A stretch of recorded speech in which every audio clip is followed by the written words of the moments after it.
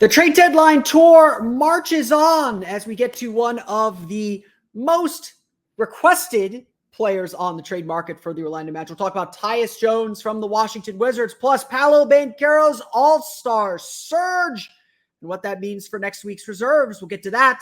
Only questions coming from Plants today. It's time for Locked On Magic. You are Locked On Magic, your daily Orlando Magic podcast. Part of the Locked On Podcast Network, your team every day.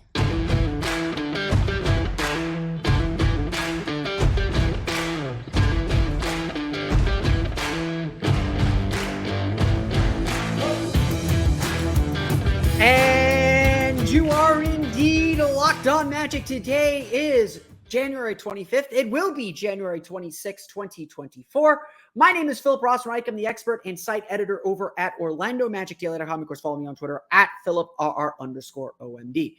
On today's episode of Locked On Magic, our trade deadline tour continues as we will talk to Locked On Wizards about Tyus Jones, a player that many Magic fans want to see in a Magic uniform very, very soon by February 8th. We'll talk about why there is a framework for deal for him and what he could possibly bring to the Orlando Magic. We're going to get to that coming up here in just a moment. But first, we want to thank you again for making Locked On Magic part of your day every day, no matter when you listen to us, whether it's first thing morning, whether it's right when we upload.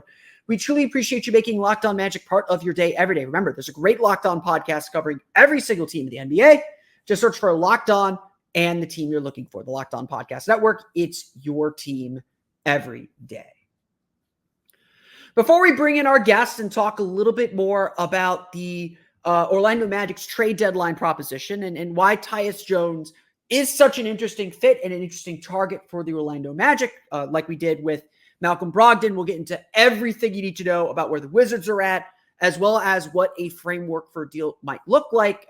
Judging by my conversation, Tyus Jones definitely seems like a more likely candidate than Malcolm Brogdon, but I will let you decide that when you hear our conversation. But we got a little bit of news, and I'm not talking about the silly thing that's happening with a certain former Magic point guard that now plays for the Philadelphia 76ers. That stuff's just dumb. So I'm not going to talk about it and give it any more oxygen than it deserves. What I want to talk about today is that Paolo Banchero is on track to be an all-star. After some hand-wringing, after a couple weeks of wondering if the Magic swoon would dampen his all-star chances. And certainly, even I would say, I was getting a little scared that maybe Paolo wasn't a surefire all-star. We get some wind in our sails. On Thursday, the NBA announced the all-star starters, and as expected, the front court went as chalk. Jason Tatum, Joel Embiid, Giannis Antetokounmpo are your starters for the Eastern Conference front court. That was completely expected. We understood that they were probably the three. I know some of the voters, frankly, some of the media voters, it's frankly a little surprising they didn't just sweep the 100 media votes. Those three are the top guys, no questions about it. Voting for the Eastern Conference front court was more an exercise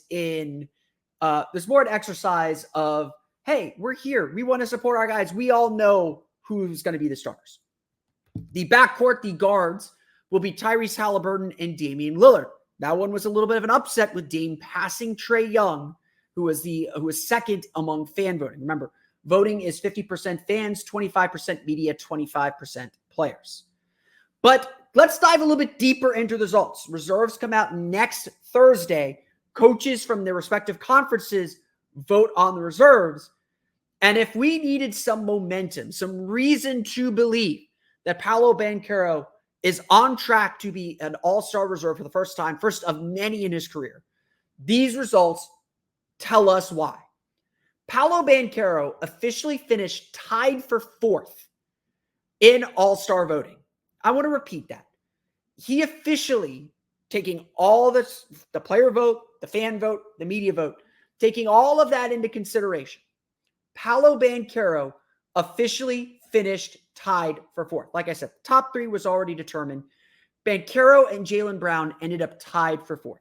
In fact, Paolo Banchero, who at last week's returns was eighth, picked up another 2 spots to get to sixth in all-star voting.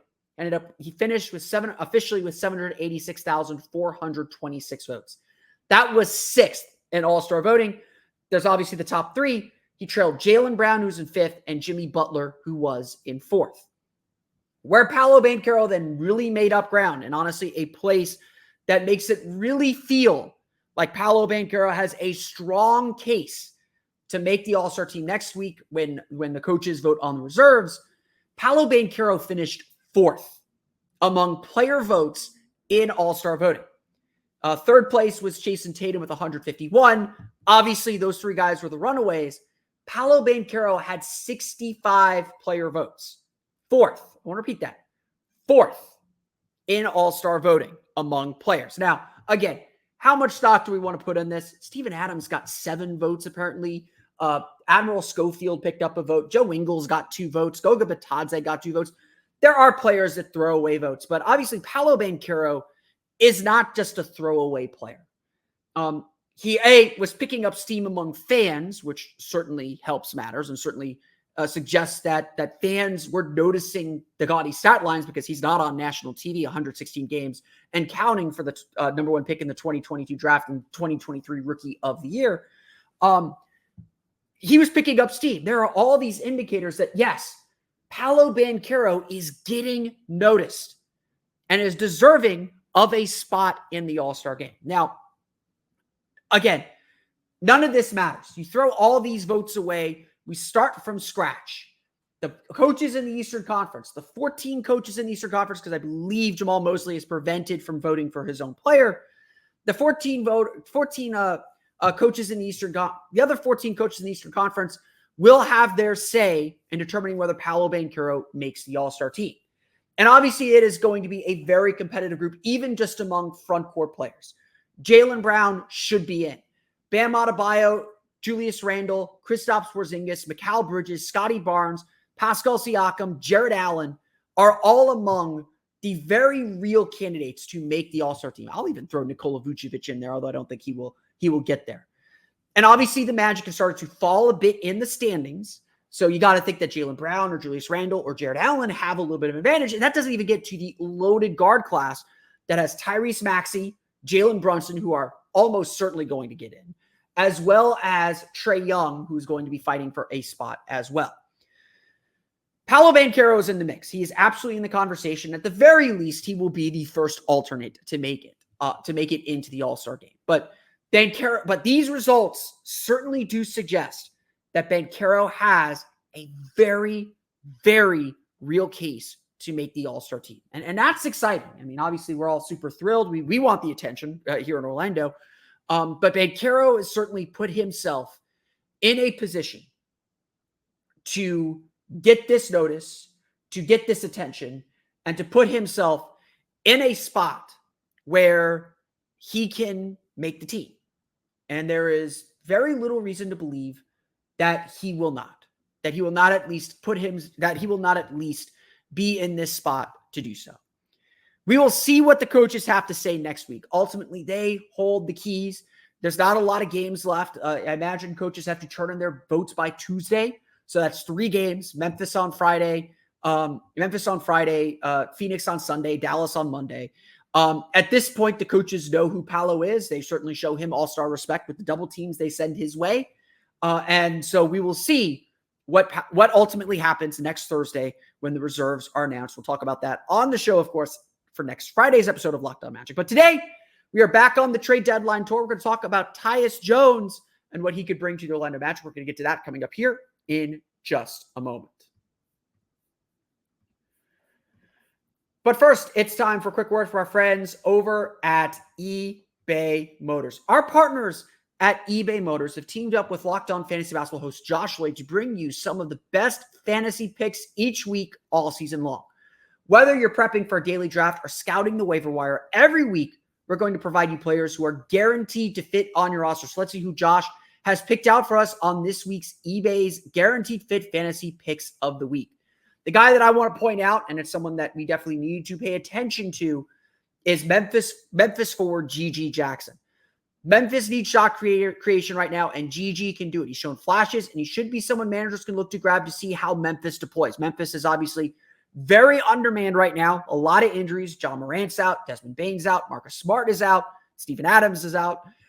They're relying very heavily on Jaren Jackson Jr. They need some wing help, and G.G. Jackson has been among the players who have stepped up and done that. So if you're looking for some cheap fantasy or daily fantasy options, G.G. Jackson is someone to look at. If you're looking for a Magic player to get in on, I would look very carefully at Franz Wagner. Obviously, just coming back from injury, there may still be some ups and downs, but he's going to get himself going very quickly. The Magic do have a busy week ahead if you're looking for that, and perhaps some favorable matchups. Dallas has been iffy on defense. Phoenix Phoenix has played a lot better, obviously, and obviously got Memphis on Friday. So keep an eye out on Franz Wagner as he returns from injury. Josh Lloyd from Locked On Fantasy Basketball is going to help you win your fantasy championship. And eBay Motors knows a championship team is about each player being a perfect fit. It's the same with your vehicle. With more than 122 million parts for your number one ride or die, you can make sure your ride stays running smoothly. Brake kits, LED headlights, roof rack, bumpers, whatever your baby needs, eBay Motors has it. And with eBay Guaranteed Fit, it's guaranteed to fit your ride the first time, every time, or your money back. Plus, at these prices, you're burning rubber, not cash. Keep your ride or die alive at ebaymotors.com. eBay Guaranteed Fit's only available to U.S. customers. Eligible items only. Exclusions apply.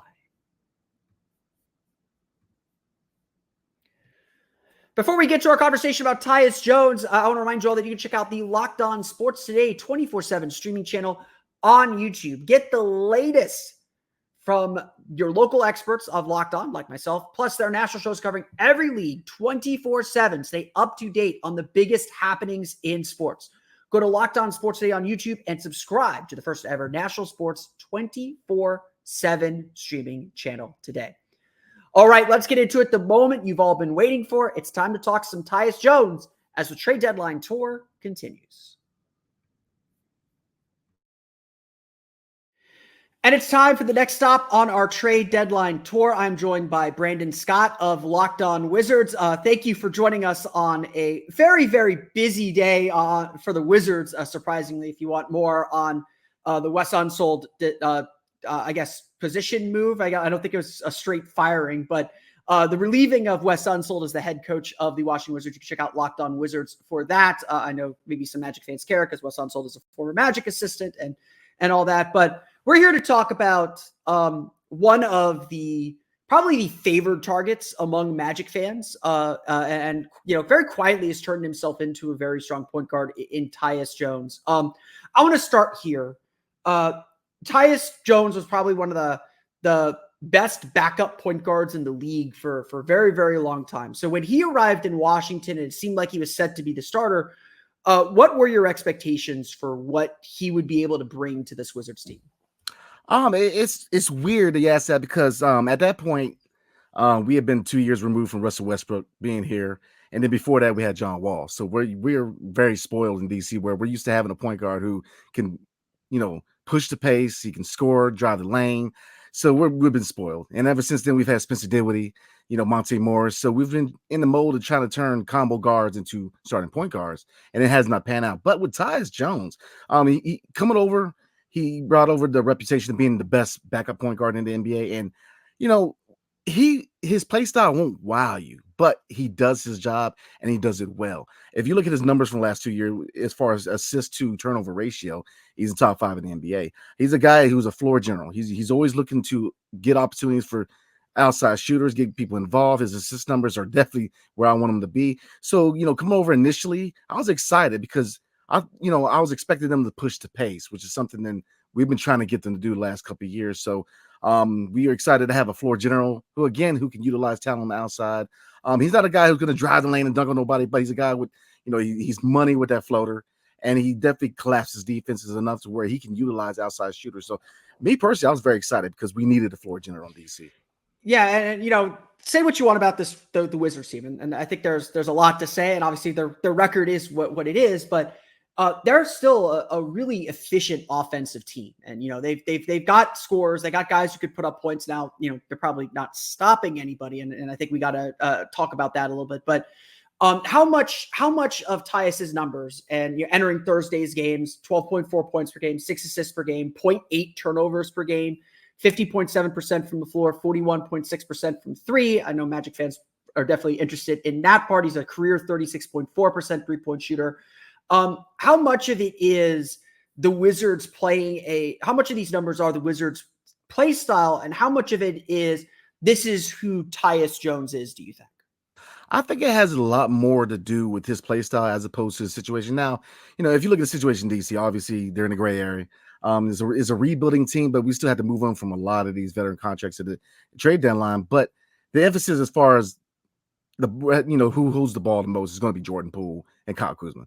So the thing I like about Tyus is that he's a guy where he doesn't have to score 15 to 20 points a game. He can be the distributor first, and then if he scores 10 to 15, it's definitely a blessing. But he's a guy who he just fits well. He's a floor general, the vision, and that's why I think that it's a shoo-in that he's going to get traded, because he fits so many teams and not most teams in the NBA, because he's a guy where his first look is to pass the ball. His vision, his leadership. Like I said, defensively, you are going to want a little more from him. Obviously he's not a stopper.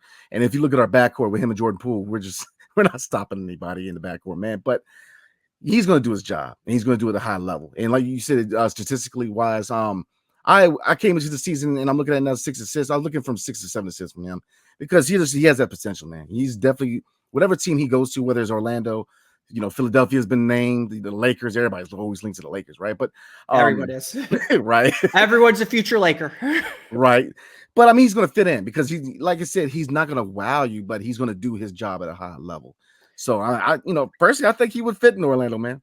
Yeah, I mean, I want to kind of press that a little bit more. I mean, obviously, I think we played each other 3 times already. I don't expect you to know all the ins and outs of the Magic, but Tyus Jones, like you said, is a guy that's getting a lot of interest around the league. Before we kind of talk about what that means, like how do you see him kind of fitting in with this Magic team? Because I have an idea of what I think the ideal point guard is for this group, and I'm curious what your perspective is, having seen the Magic a few times already this season. Oh, that's a good question, man, because I'm a big fan of your roster, man. And I think that's why he fits in, because you have a lot of athleticism, a lot of guys who can go and score at will. I mean, if you look at Paolo, Franz Wagner, man, at his size, his ability to defend and shoot and sniper on the perimeter, he can come in, he can be that floor general, but he's going to let everybody else do their thing. Like in Washington, obviously Kyle Kuzma averaging 21, Jordan Poole is a high volume scorer. He lets them do their thing. He distributes, he pushes the pace, but he's not a guy who's going to mess up as far as, distribution of the ball or holding, how many times people need the ball, and look at your roster. He would fit right in, man. I mean, Jalen Suggs would fit right next to him in the backcourt. So kind of look at your roster and how he would fit. I think he would be the last piece to seeing you guys try to compete, man, because you guys need that, and then, I like the point guards on your roster, man. It's just that floor general. He's that guy who can take control, that guy, you know what I mean? So, yeah, he's the guy. He's going to let Paolo and Franz do their thing. He's definitely going to be a pick and roll threat with Wendell Carter.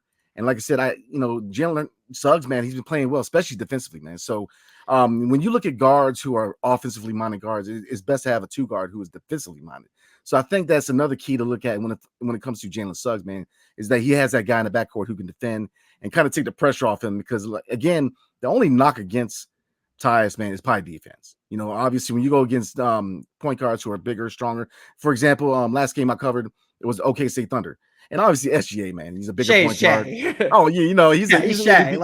Jalen Suggs took his crack at Shea and did about as good as he could, and they still scored 35 on him. Yeah, you're not gonna stop people like that, man. You know what I mean? It's just like I said, we just saw the Spurs. Wemby is another guy where you can't stop him. You just kind of, So he's gonna be what do well in Orlando if he goes to Orlando. Because again, he's just a guy who controls the offense as opposed to go. No. To finish your thought before I start my monologue. Oh yeah, he's the guy. He's the leadership. He's the leader. He's going to lead the offense. It's kind of like the quarterback, or in football and on the defensive side, the middle linebacker. He's that guy that's going to take control, call plays. So a lot of teams need that, especially contending teams. Yeah, absolutely. And you talk about the defense part, and look, the Magic have been a top 5 defense for most of the year. I think they've slipped to 6th or 7th after their really bad game Monday against Cleveland. But definitely, you look at the ecosystem in Washington. Jordan Poole is not a great defender. Kyle Kuzma is not a great defender. That's not a team full of defensive players. And I think bringing a quote unquote non-defender into an environment that's a little more established defensively, that has some defensive players that can cover for him, I think that definitely helps hide some of that, or, inspires maybe a player like Tyus Jones, who, doesn't have to expend as much energy perhaps on offense to be able to play a little bit better on defense. So that I think that is a concern, and maybe a point where the Magic pause a little bit, but I agree with a lot of what you're saying. And I kind of want to get your thoughts on this kind of overarching theme that I have for the Magic, because the first guy I talked to in my trade deadline tour was Malcolm Brogdon with the Portland Trailblazers. And kind of what I see for the Magic needing at point guard is that game manager, is that guy who can kind of settle everyone down if things are going a little bit hectic, and demand the ball from someone and say, hey, give me the ball. Let's settle down. Let's run our set. Let's get a good shot. But for the most part, can also just kind of stay out of the way. Because the Magic right now are using Paolo Banchero as an initiator, as sort of a point forward. They use Franz Wagner to initiate. They have Jalen Suggs who can handle the ball. The kind of idea with what the Magic are trying to build, and this is an area where I think Tyus Jones can help them, but also maybe an area where he doesn't necessarily fit all the way too. What the Magic are trying to build are essentially 5 guys who can do everything, 5 guys who can pass, 5 guys who can initiate, 5 guys, who can play off of each other really, really well. And, that's something that does intrigue me about Tyus Jones, because yes, he's a point guard. Yes, he's great at playmaking. He can run pick and rolls. He can do all those things. But he can also set up as a spot up shooter, which the Magic desperately need. Their first 2 needs are shooting before they get to anything else. Just to create some space for Paolo and Franz to operate a little bit more. They need a guy that can play point guard and manage the game, but doesn't necessarily have to be your Chris Paul style pound the ball into the dirt type point guard. Doesn't need the ball in his hands to be successful. And it does sound like that's kind of how Tyus Jones has been playing this year. Oh, absolutely. Because I kind of mentioned earlier, he's a guy where he doesn't have to be the spotlight. And I mentioned past point guards for the Wizards, where John Wall was that guy where, he was money with passing the ball, but he was also looking to score. Like, he was looking to drive, and he used driving in and collapsing the defense as a way to get assists, to pass out the shooters like Bradley Beal and Otto Porter, who were his players at the time. So looking at Tyus, he's a low usage guy. Now, he can score. I mean, his 3-point shot is money, and he can pick up the pace and score if, a guy like Kyle Kuzma or Jordan Poole is having an off night. But he does his job well. He does what he has to do, being that floor general. And like I said, he's not a guy athletic-wise who's going to drive through the lane and dunk on nobody. He's got that floater, and that floater works for him. So he's just, I always compare it to, football, being a quarterback, where I guess if I'm going to compare him to any quarterback, be kind of like Brock Purdy for the 49ers. Not the most athletic guy, but he utilizes the weapons he has around him. And he's just a perfect system guy. And it's kind of like Tyus. He utilizes the talent around him, and he's just the perfect guy that sets people up. So, I mean, even if it's contending, rebuilding, I think every team in the NBA needs a Tyus Jones, because he's just that point guard where he's a perfect floor general. He's not score first. He's not going to be high usage. He's not going to do this and that. He's going to do his job, and he's going to set everybody else to do theirs. So. And you got to love how he's gotten better each year of his career. This is a career season, second straight year averaging more than 10 points per game. Obviously, role's been expanded. That helps a ton. But he's a guy that's gotten better and taken advantage of all these opportunities. Let's take a quick break from our conversation so I can tell you a quick word for our friends over at Grammarly. Look, I'm someone that does a lot of writing. It's what I do for a living. And so I always need help with editing. Even a writer like me sometimes needs a helping hand, needs a grammar check, needs a spelling check, just needs to make sure what I'm writing makes sense.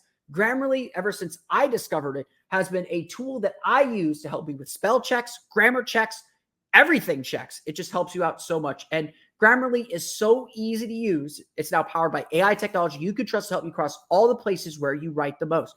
And now Grammarly helps you do even more. With one click, you can easily brainstorm, rewrite, and reply with suggestions based on your context and goals, so you can improve productivity for you and your teams. Whether you're stuck with writing at work, can't get yourself started, need a grammar check, need a spelling check, Grammarly has the tools to make your writing better and even make it more concise. That's the big thing. Let Grammarly create a personalized outline to get you organized. You can transform your ideas into a compelling presentation. If you need to draft an important email and don't know where to start, Grammarly has suggestions to start your writing going. Nothing's worse than a blank page, trust me. And the best part is it's free to use. Start being more productive at work. Go to Grammarly.com/podcast to download for free today. That's Grammarly.com, Grammarly.com/podcast to start today. You mentioned earlier that there's a lot of teams looking at Tyus Jones. Like this is a market where a lot of teams are looking for these kinds of guards. You mentioned the Lakers, always in on everyone. You mentioned the Sixers potentially looking at him. Obviously, the Magic are looking. Magic fans are looking at him. Who knows if Magic are actually looking at anybody? I've seen people try and connect him to the Heat, who just got Terry Rozier, and they may still be in the mix for some things. What does that market? First off, what does that market say about the Wizards' options to go out and make a trade for him? And what does it say about Jones as, especially coming into a free agent season? There's a lot of teams vying for his free agency rights. I've often said about the Magic, why would the Magic go out and trade for Tyus Jones when they could if they really want him, they can just wait till the offseason and sign him outright as one of the few teams with cap room. What does that say about his market that there's just so many teams going after him? Well, like you said, his capabilities kind of expanded. He's always been a kind of a backup, and this year in DC was his opportunity to kind of show if he could start. And if I'm a GM and I'm looking at it, I'm saying, okay, here's a guy who obviously is Tyus Jones, not a guy where if you're a rebuilding team, you can say, all right, here's a future point guard. No, usually it's going to be a contending team where it's saying, all right, here's a guy who obviously is going to be the leader of the second unit, but if we have an injury, we don't have to really trip about it because we got a guy who is a starting caliber point guard where you can kind of plug him in and keep going. Because if you look at a few contending teams, man, if they lose your point guard, that's your playoff run. But if you look at Tyus Jones, if they have a major injury, like his past team, Memphis, if he was still on Memphis, it would be an issue right now because you still got a guy who could start. Whereas opposed with Ja going out, man, is a completely different team. So he has the ability to come in and be that spot starter and keep things rolling for a playoff run team. And I think that's why he's getting a lot of buzz because injuries happen, and you don't want to be that team, especially you tell me. Oh yeah, especially the Magic, man. Because think about it like this: you're a young and up and coming team who now is a playoff run team.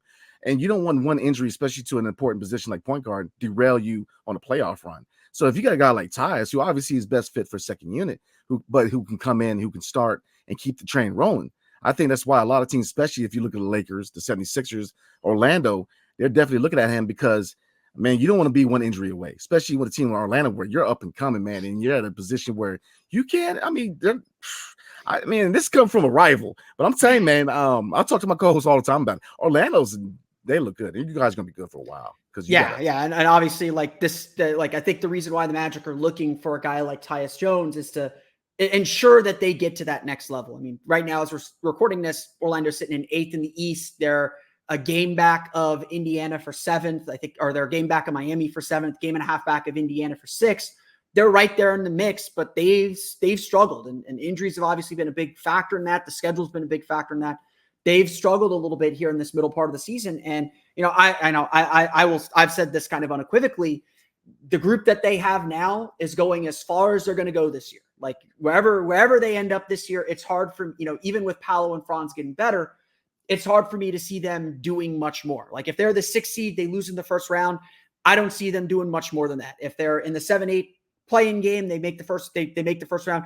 I have a hard time believing that they'll do much more. They do need some ceiling raisers, and they do need some guys that are just going to give them a little bit of stability. And I think that's what Tyus Jones does. This might be the secondary question, but I think it's an important one.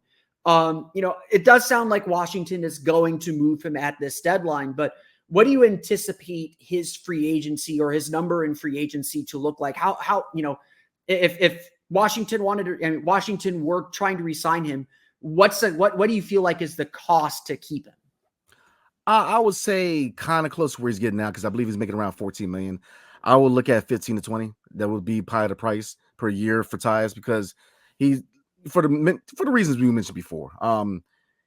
Is he best served for the second unit? Absolutely, but he's a guy who can start. You got a guy who can kind of do everything, And so I think that, to me, that would be his asking price, probably around $15 to $20 million. I mean, I know the cap keeps going up, so it's really tough to really put a value, to put a value, because the value goes up every year.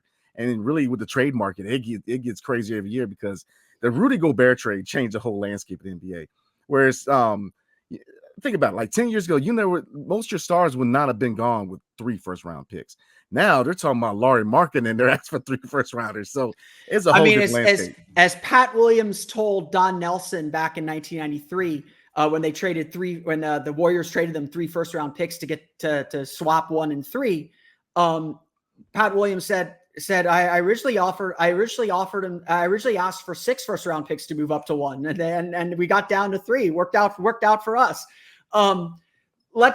Actually, one of those picks actually ended up going to the Bullets back in the day in the Scott Skiles trade. The little known fact. And then it got sent back to Golden State, and that was the Vince Carter Antoine Jameson swap, I believe. That pick went through a maze. That's neither here nor there. Then let's get to the brass tacks then. And I think this is the most important kind of part of this exercise. What are the Wizards looking for to, if they're very determined to move Tyus Jones, they're kind of in this half rebuild, half veteran group. What are the Wizards looking for in a trade? And obviously they got a little bit of a market. They can play some teams against each other, perhaps. They're looking for that best offer. What does that best offer look like for the Wizards? There are 3 main things they're looking for. Number 1, obviously, draft capital. You got to build through the draft. I mean, you guys are the best example of building through the draft, especially for a small market team. Which, are we really a small market team? If you look at the DC area, you're serving 3+ states, so it's not really a small market per se, but it's never really been a free agent destination. It's not a free agent destination. Yeah. So draft capital. They're not. I know this from the front office is not high on in the upcoming draft. So they're looking for 2025 and later as far as draft picks. But draft picks is 1. 2, young players who are controllable. And it sounds like a baseball guy, controllable. But because if you look at the latest trade we had with Detroit, Marvin Bagley, we're just going to talk about bad contracts. But Isaiah Livers, he's a guy who obviously he's the 4th year of his rookie scale contract. But with a qualifying offer, he's a restricted free agent. So we see what we have in him in the second half of the year. And maybe, we have a lot of leeway as far as bringing him back on the dime. And then bad contracts again, like Marvin Bagley, which I'm very high on Marvin Bagley, and obviously with him, with the looking Kings for kind of second draft guys, maybe like guys who are didn't work out for whatever reason, just need a kind of fresh start. Take on some bad money. Not that the Magic don't have a lot of bad money, but take on some bad money perhaps. Would they be interested in potential buyout guys Absolutely. who they could buy out? Because just kind of beginning to structure what a deal with Orlando looks like. Mm-hmm. Orlando doesn't have a lot to offer, to be perfectly honest. Like it's, they got a lot of their picks. They have a 2025 pick from the Denver Nuggets. They have all their own picks to offer. I personally, not that this draft is a great draft. I personally don't think that the Magic are going to use their draft pick this year. Jet Howard, the 11th pick in the draft, is playing in the G League. I don't think the Magic are willing to put him on the table for anything. But they obviously have a problem where their roster is just a little bit full. But other than that, like what the Magic have to offer is Markelle Fultz's expiring contract. Obviously, if they're looking to bring in a starting point guard, they might be looking to move off another one. They have Chuma Okeke and his restricted free agency rights, if that's a direction anyone wants to go. They have Gary Harris, whose contract expires. They have Jonathan Isaac, who's got a fully non-guaranteed deal next year at $17 million. But when he plays, he is really good. And I think I'm not sure the Magic are quite ready to give up on him. And then I think the guy the market wants the Magic to move on from is Wendell Carter. He's only getting paid $13 million a year, but I get the sense the Magic don't want to move on from Wendell Carter unless they get something unless they get a starting caliber center in return, even though they have Goga Bitadze, who's played very, very well this year, even though they have Mo Wagner, who's played very, very well this year. I get the feeling that they view Wendell Carter still as a long-term piece to help them upgrade moving down the road. So I'm not sure Wendell Carter is the right player for this kind of a move. And so, again, you look at that list, it's not the strongest list. And so I still think there's a framework for a deal with Washington, but I think it might depend on whether the Wizards are willing to put something else into the mix, So as far as the Wizards' overall trade deadline approach, is it just about Tyus Jones, or are there other players that the Wizards might be willing to move? Oh, they're willing to move anybody but Bilal Coulibaly. I mean, that was a report that came out from the organization. The Washington Wizards' new front office, everybody's a tradable asset. Everybody, including Denny Avdia, which we just signed to a rookie extension. But everybody's available. And that's why kind of looking at potential trades, it really goes off of what trades we already made. Because you mentioned center. Daniel Gafford, he's been rumored to be a target of New York Knicks. So if we move him, we're going to need another center. So I like Wendell Carter, so that could be an option, but it really depends on how the offseason, really the trade deadline unfolds and see what we do. Because everybody, I mean, honestly, looking at our roster, I mean, Kyle Kuzma, we just signed him to a 4-year deal. Obviously, he knew going in, and the front office knew going in that he was going to be traded at some point. I don't think his value is going to get any higher than now, so I believe he'll be traded. Tyus be traded. Landry Shamet is an option. DeLon Wright, we'll see, expired contract. He is the defensive-minded point guard. We'll see, but outside of that, I think most of the Wizards stay. I mean, Corey Kispert, we'll see if they get a good deal. Maybe Daniel Gafford is an option, but we'll see. So it's just we have a lot of options. And as far as the Wizards, man, we haven't always been in that position where we have a lot of options. But you best believe if the right deal happens, most of the team could be dealt at the deadline, if not the offseason. So. Yeah, I mean, it definitely feels like just looking at the Wizards cap sheet, they do have a lot of options. You know, I could definitely see the Magic if it did cost Carter to get Tyus Jones bird rights and just get him in early and eventually decide to re-sign him. Gafford is someone that I'd be interested in. If it cost Carter, I might be okay with bringing Gafford back. Landry Shamet is a veteran that I think would be really valuable for the Magic as well. I think that the Magic would have interest in Corey Kispert on that rookie contract as a potential shooter. He's killed the Magic plenty of times already. So there are some of these like kind of secondary guys that I think the Magic could make for a deal. Just from a framework standpoint, Gary Harris and Tyus Jones contracts match. Gary Harris, I think, is a sneaky buyout guy, potentially, even if he doesn't get moved, honestly. Obviously, he's dealing with injuries right now, so I don't know how much value that has, but Orlando could easily throw in their 2025 first-round pick. They could easily throw in the Denver Nuggets 2025 first-round pick. They have this 2026 pick with, I think it's with Phoenix and Washington. I think they get the second worst of their picks. So maybe, so you have that pick you could play with as well. I don't know if how that would work rules-wise, but it does feel like there's a little bit of a framework. So, just from a simplistic standpoint, does Gary Harris in a 25 first do anything for you? Does that get you to move at all if that's kind of the framework that we have to work from? Absolutely. And kind of one thing to kind of point out, you mentioned this year's draft. There were a lot of people alone. I'll say this. Most drafts, usually top 5, top 7 players, you're expecting them to be automatic starters. Now, you're not going to see that in this draft, but this is it's a middle heavy draft from what I hear. I have not done my draft prep yet, but it from everything I've heard, people are saying like, look, the top guys may not, you might know better than me at this point, but the top guys may not like really get you excited, but there's a lot of quality throughout the middle of the draft that might be worth looking into. Oh yeah. It's a highly developmental draft. Like you got guys who, if you develop them right in the right system, they're going to be stars. Like, for example, I'm looking at Alex Sarr from France, man. I mean, this guy is going to be a monster, but he has to be developed. So your top 10 are guys going to be developed. So I wouldn't mind a pick from this year's draft. We believe that we need to go into this draft with 2 first rounders. But 2025 and Gary Harris, like you said, a buyout candidate, I would take it. Another guy I like on Orlando, man, is you mentioned it earlier. I like, and I'm drawing a blank right now, Jonathan Isaac. I mean, his size, his length, I'm just saying, I've always been a big fan of him, and I always looked at him as like kind of under the radar Wizards move, man.